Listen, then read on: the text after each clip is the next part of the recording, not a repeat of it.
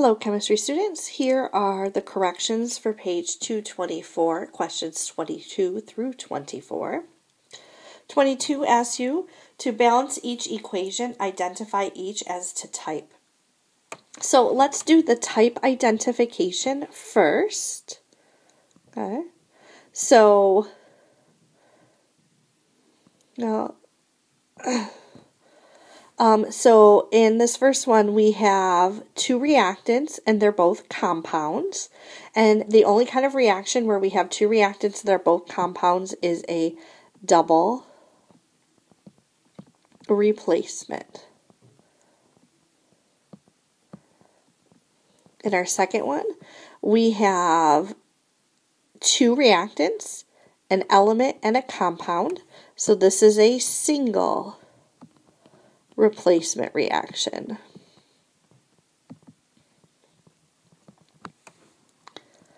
So letter A, to balance this, we have lead 2 nitrate reacting with potassium chromate to produce lead 2 chromate plus potassium nitrate. So to balance this, we have one lead,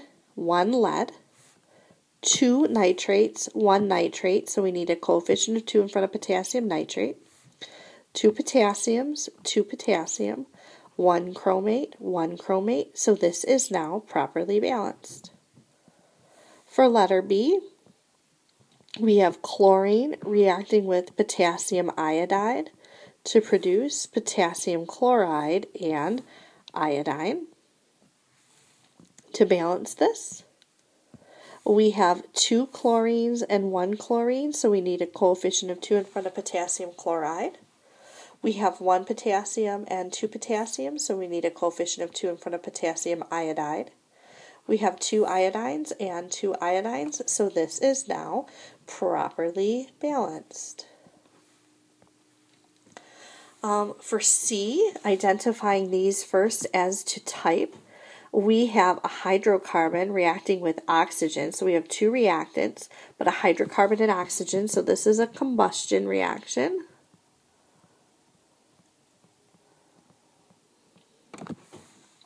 In letter D, we have 1 single reactant. And the only kind of reaction where we have a single reactant is a decomposition. So this is a decomposition reaction. All right, balancing these. First, the combustion reaction. So we have C3H6 reacting with oxygen gas to produce carbon dioxide and water.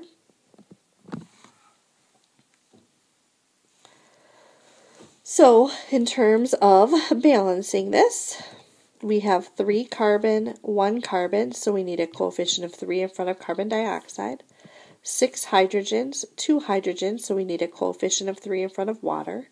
So here we have 6 oxygens plus 3 more makes 9. So this is that circumstance where I need that odd number. So the trick is to take that odd number I need, which is 9, and put it over 2. But I can't have, my coefficient be a fraction. So I'm going to take all my coefficients and multiply them by 2. So here, where there's nothing written, my coefficient is a 1. I multiply it by 2 and I get a 2. My 9 halves, when I multiply it by 2, becomes 9.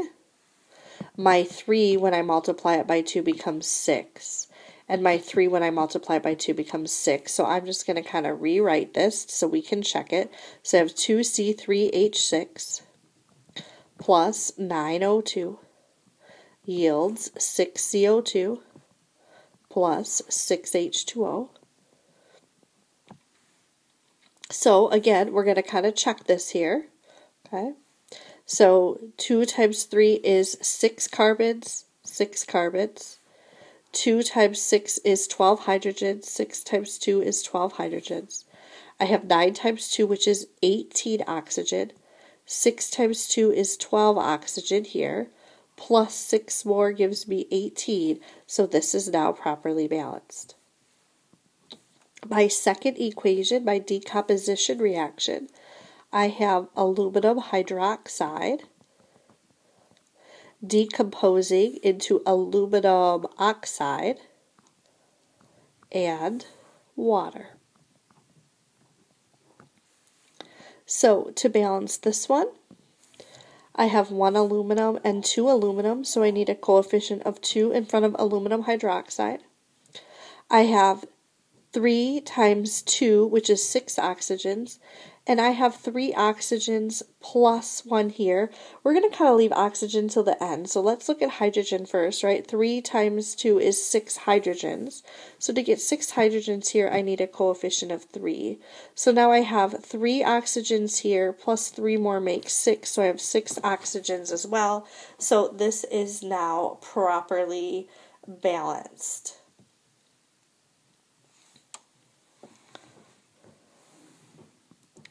So next, again, identifying types of reaction. In letter E, we have 2 reactants. They're both elements, and I only have 1 compound. So this is a combination or synthesis reaction. Remember, they're the same thing. Your textbook calls it combination. The chem quest we did called it a synthesis. Letter F, I have 2 reactants. They're both compounds. And so that means that this is a double replacement reaction. So now we're ready to go ahead and try to balance these. So for our combination reaction, we have lithium reacting with oxygen to produce lithium oxide. Again, going to balance this then, I have 1 lithium and 2 lithium, so I need a coefficient of 2 in front of lithium. I have 2 oxygens, I have 1 oxygen, I need a coefficient of 2 in front of lithium oxide. So now I have 4 lithium, so I need to change this 2 to a 4. I think it's balanced. I'm going to check. 4 lithiums, 2 times 2 makes 4 lithium, 2 oxygen, 2 oxygen, so this is properly balanced now. And our double replacement reaction, we have hydrogen chloride, also known as hydrochloric acid, reacting with iron 3 oxide to produce iron 3 chloride plus water. So to balance this one, again, I have 1 hydrogen and I have 2 hydrogens, so I need a coefficient of 2 in front of hydrogen chloride. I have 2 chlorines and I have 3. So I'm probably going to need to try for 6. So I'm going to fix this and change this and make this a 6, which now means I need a coefficient of 3 in front of water. So I have 6 hydrogens, 6 hydrogens, 6 chlorines. To get 6 chlorines here, I need my coefficient of 2 in front of chlorine. So now I have 2 irons and I have 2 irons. And I have 3 oxygens, and I have 3 oxygens. So this is now properly balanced. All right, G and H. Again, in letter G, we have 1 reactant, and the only kind of reaction where I have 1 reactant is a decomposition reaction. Okay. In letter H, I have 2 reactants, and they're both compounds, so that makes this a double replacement reaction.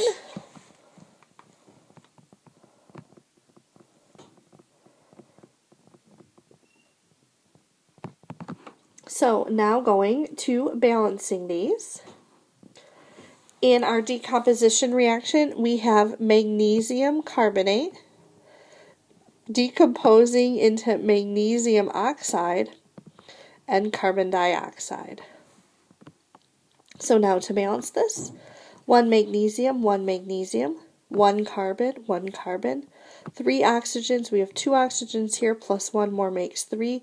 This happens to be a skeleton equation that is also a balanced chemical equation. For our double replacement reaction, we have barium cyanide reacting with hydrogen sulfate, also known as sulfuric acid, to produce barium sulfate plus hydrogen cyanide, also known as, it's an acid. So, now to balance this, 1 barium, 2 cyanides, 1 cyanide, so we need a coefficient of 2 in front of hydrogen cyanide, 2 hydrogens, 1 sulfate, 1 sulfate. This is now properly balanced. Number 23, complete and balance an equation for each reaction. So we're going to do A and B first. And again, for letter A, we have calcium iodide reacting with mercury 2 nitrate. Now, to predict the products, one of the things that we need to do is identify this reaction as to type. So again, I have 2 reactants, and they're both compounds. So this is a double, I'll do that differently. This is a double replacement reaction.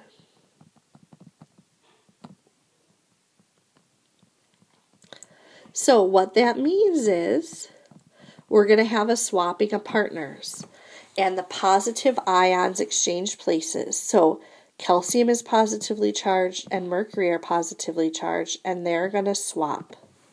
So my products are going to be calcium with nitrate and my mercury 2 with iodide. So, writing those chemical formulas, calcium nitrate's an ionic compound because it contains a polyatomic ion you have memorized. So, symbol for calcium is Ca, charge is +2. Nitrate is NO3, charge is -1, so I need parentheses and a 2. Mercury 2 iodide. Symbol for mercury is Hg, charge is +2, iodide is I, charge is -1, so I need HgI2. Now I'm ready to balance this. 1 calcium, 2 iodides, 1 mercury, 2 nitrates. This is a skeleton equation that also happens to be a balanced equation. To do letter B, again, we have to identify this reaction as the type. We have 2 reactants, but they're both elements. So that means that this is a combination reaction because I have 2 reactants and they're both elements. So I have aluminum reacting with chlorine. My product then is going to be aluminum chloride. It's the only product I can form with those 2 elements. So aluminum chloride, that's a metal and a nonmetal. So this is an ionic compound. So I'm going to write my symbols. I'm going to write my charges. I'm going to crisscross. I'm going to make sure it's the lowest whole number ratio. So my symbol for aluminum is Al. Its charge is +3 because it's in group 3A. Chloride is Cl, charge of -1 because it's in group 7A. I crisscross down and I get AlCl3. Now that my subscripts are set, I'm going to balance my chemical equation. 1 aluminum, 2 chlorines, 3 chlorines, so I need to make them both equal, so I'm going to get 6 by putting a coefficient of 3 in front of chlorine and a coefficient of 2 in front of aluminum chloride, which means now I need a coefficient of 2 in front of aluminum, and I am properly balanced. All right, now we're going to take a look at reaction letter C. We have silver reacting with hydrogen chloride. We have 2 reactants, so that means that it could be a synthesis. It could be a double replacement, single replacement, or combustion. It's not combustion because there's no hydrocarbon. It's not synthesis because it's not two elements. So it's either single or double replacement. It's not double replacement because it doesn't have two compounds. So this is a single replacement reaction. Now, single replacement reactions, when we're asked to predict the products, we have to be careful because we need to consult the activity series of metals. And in our activity series of metals, silver has to be higher than hydrogen. So we're going to take a look at that activity series of metals. And silver has to be higher than hydrogen. So here's silver, here's hydrogen. So what I'm going to do for this one, because silver's not, so this reaction cannot take place. Okay. So again, what I want you to write on your paper for something like this, I still want you to write Ag plus HCl. Okay. But over here you're going to write no reaction. And you still have to identify it as the type. So you still have to say that it was would have been a single replacement reaction. For letter D, again we have two reactants. It's not a synthesis or combination because they're not both elements. It could be single replacement. I mean, I have an element and a compound, but this is that special compound, right? This is that hydrocarbon. So this is a combustion reaction. So now that I know it's a combustion reaction, I can predict the product. So I have C2H2 reacting with oxygen. Again, when something combusts or burns, I always have to have oxygen. And my products of all combustion reactions are carbon dioxide and water, unless it says differently, and it doesn't say anything differently here. So now I'm ready to balance. I have 2 carbon and 1 carbon, so I need a coefficient of 2 in front of carbon dioxide. 2 hydrogen, 2 hydrogen. I have 2 oxygen, I have 4 and 5 oxygen. So again, my trick, I'm going to do 5 over 2, and then I'm going to change my coefficients. So the 1 in front of the C2H2 is going to get multiplied by 2 and become 2. The 5 over 2 is going to get multiplied by 2 and just become a 5. My 2 is going to get multiplied by 2 and become a 4. This is why we use a pencil. And the 1 is going to get multiplied by 2 and become a 2. So I think I'm balanced, but especially when I do something like that, I'm going to check. 2 times 2 is 4 carbons. 4 carbons. 2 times 2 is 8 hydrogens. 2 times 2 is 4 hydrogen. And 2 times 2 is 4 hydrogen. I have 10 oxygen. I have 4 times 2, which is 8, 9, 10. 2, 5, 4, 2, that's the lowest whole number ratio of coefficients. So this is properly balanced. All right, letters E and F.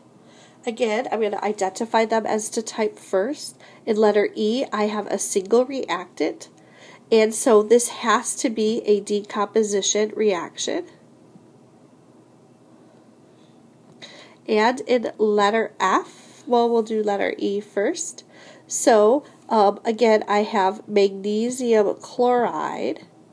So, only thing that it can decompose into are its elements. So, it's going to be magnesium and chlorine. So, magnesium, to write the formula for magnesium, it's Mg. Chlorine is part of Dr. Brinkelhoff, so it's Cl2.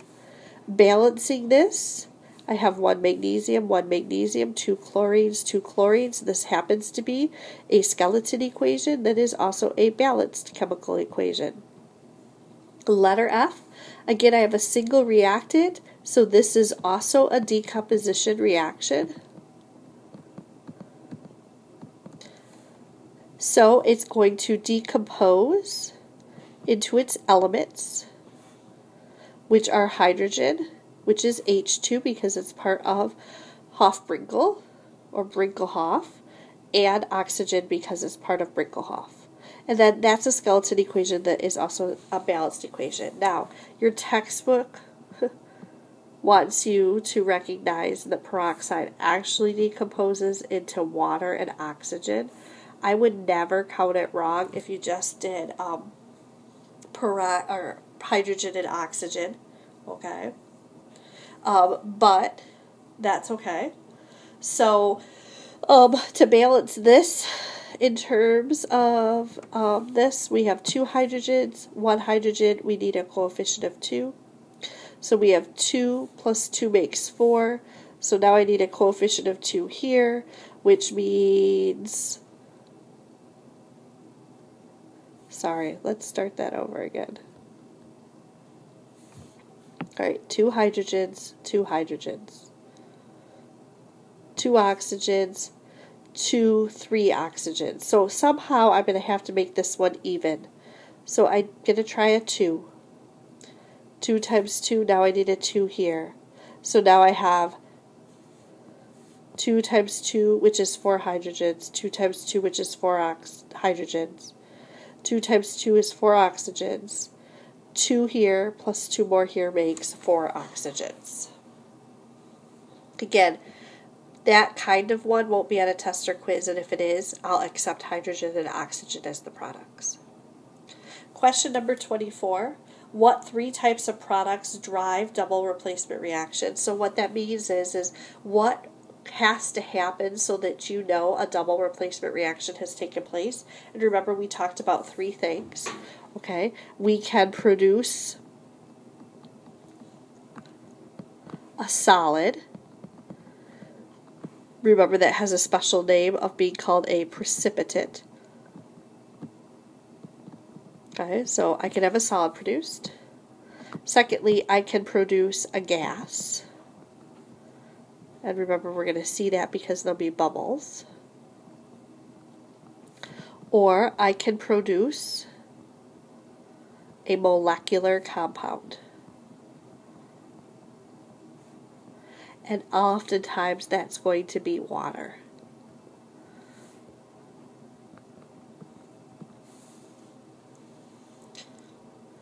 So, I hope if you had some questions about this homework assignment that this has helped. Have a great day. I'll talk to you tomorrow.